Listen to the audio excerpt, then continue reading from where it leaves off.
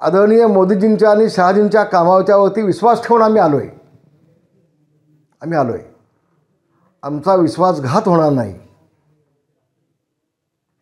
याबाबत देखील त्यांनी दक्षता घेणं आवश्यक आहे. कारण खरं पाहिलं ज्या सिटिंग जागा आहेत तिथं देखील भाजपचे काही मंडळी प्रयत्न करत आहेत.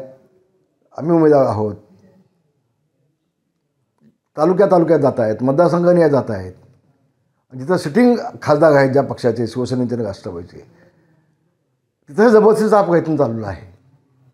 मग ते रत्नागिरी मतदारसंघ असू देत, रायगड मतदारसंघ असू देत, मावळ मतदारसंघ असू देत, तो संभाजीनगरचा मतदारसंघ असू देत, इथं जे चाललं आहे ते अतिशय घृणास्पद असं चाललं आहे भाजपच्या माध्यमातून महाराष्ट्रातल्या.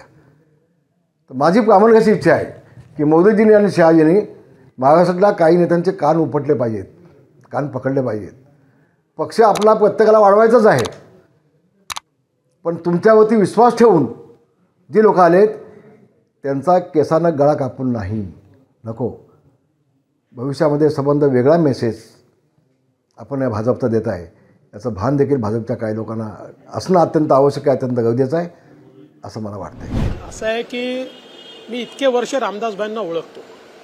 अशा प्रकारचे स्टेटमेंट करण्याची त्यांची सवय आहे आणि टोकाचं बोलण्याची देखील त्यांची सवय आहे. कधी कधी रागाने देखील ते बोलतात. भारतीय जनता पक्षाने शिवसेनेचा सन्मानच केला आहे. त्यांनी हे लक्षात घेतलं पाहिजे. आम्ही 115 आहोत, तरी देखील आमच्यासोबत आलेल्या शिंदे साहेबांना आम्ही मुख्यमंत्री केलं. कारण खरी शिवसेना आमच्यासोबत आली याचं आम्हाला समाधान आहे आणि आम्ही भक्कमपणे शिंदे साहेबांच्या पाठीशी उभे आहोत.